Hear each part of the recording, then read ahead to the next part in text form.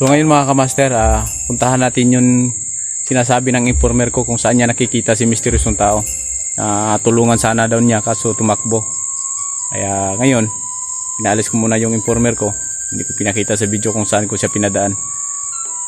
So, puntahan natin. Sabay niyo ako mga kamaster. Tara!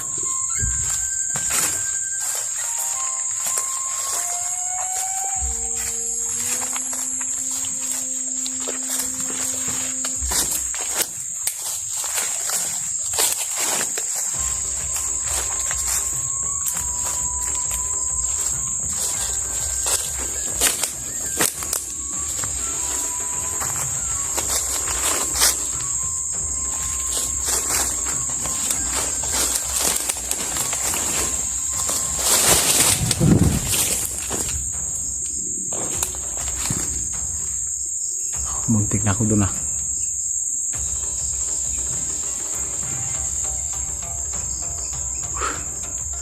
Medyo may kalayuan itong sinasabi ng informer ko. Matagal ko na yung informer mga kamaster.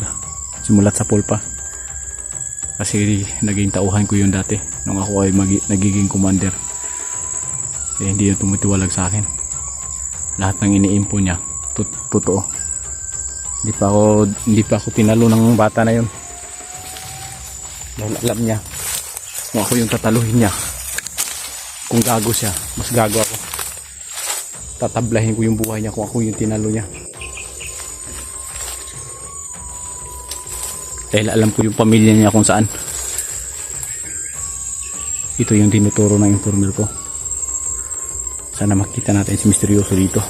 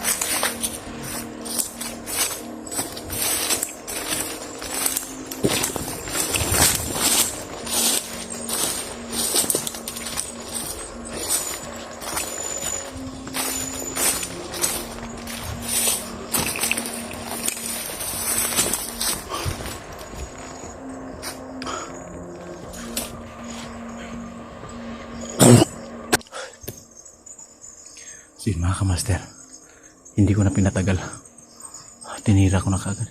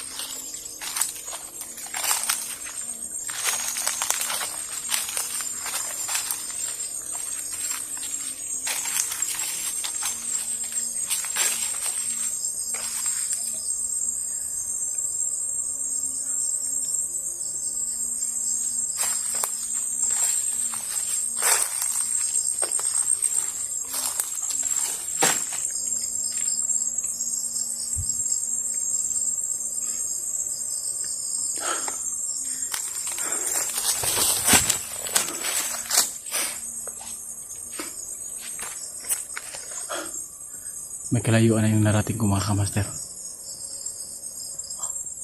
Sila Dilubyo din, nandun sa unahan. At saka si Maxum din. Naghiwalay-walay kami. Pero nagkukunta-kunta kami tatlo. Para sa ganun, madali naming makita si Misteryoso. Dahil kung kami tatlo yung magsasama, walang mangyayari kasi yung sobrang lawak ng lugar.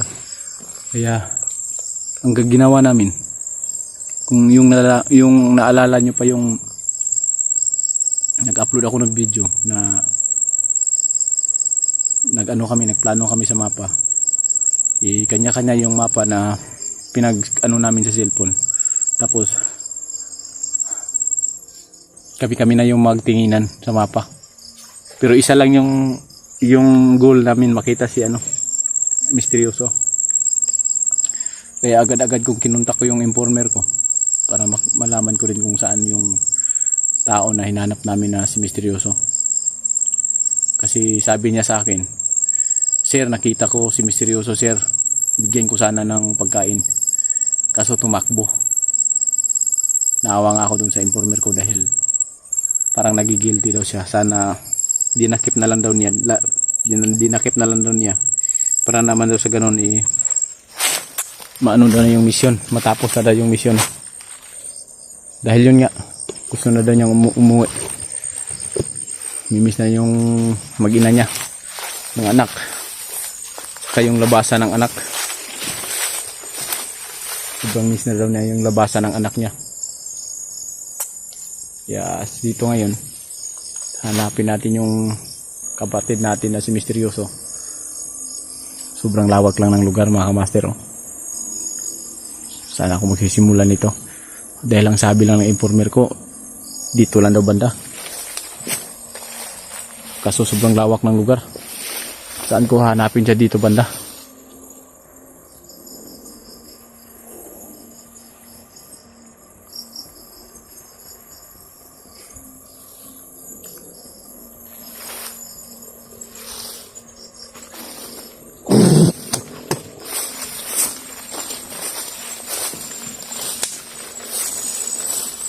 Parang may nagtago dito.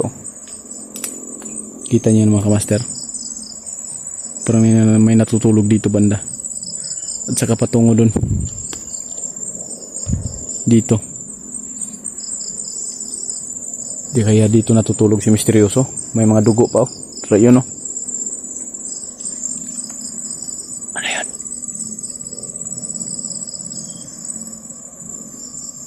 Ano yan?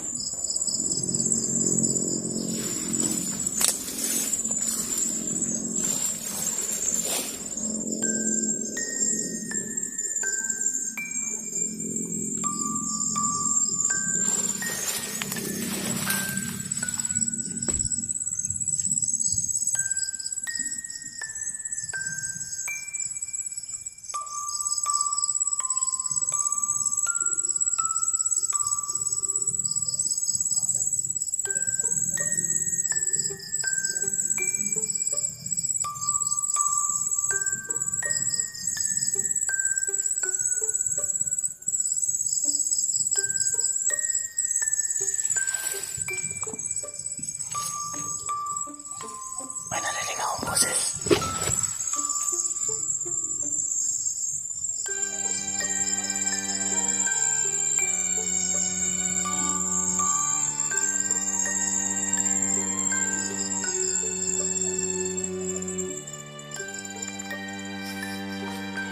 May narinig akong boses.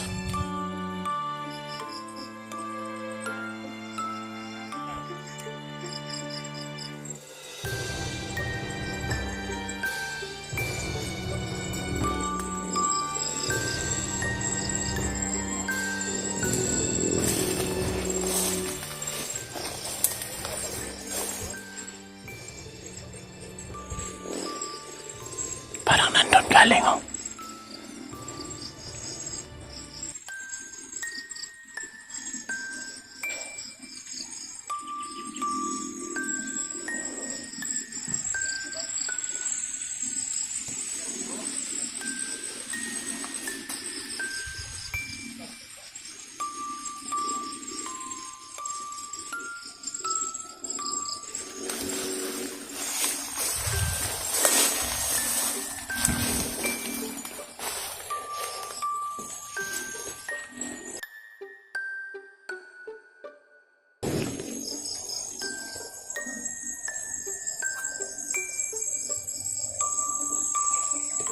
Gagapangin ko sana kaso parang sa pandinig ko sobrang dami nila nag-uusap. Baka matagilid ako.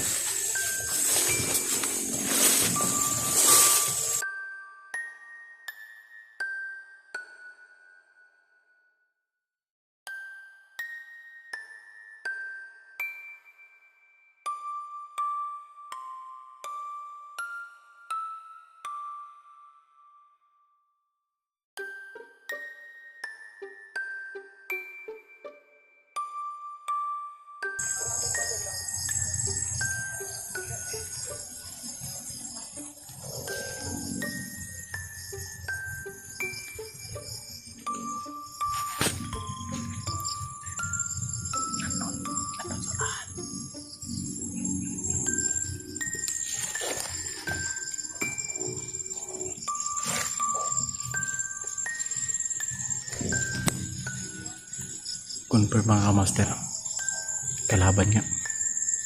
Sobrang dami nila. Kuntagin ko muna sila Dilopio at saka si Maxton.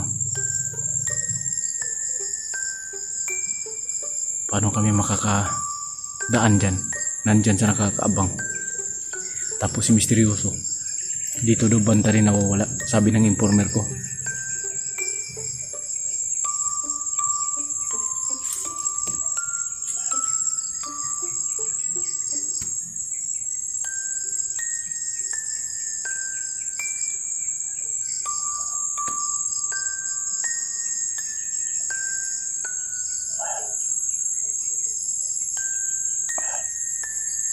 Kita niya mga master. Ano?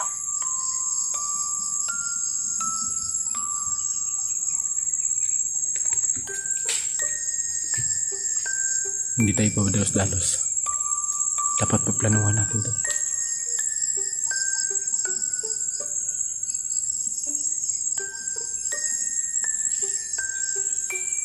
Baka tayo yung matsugi.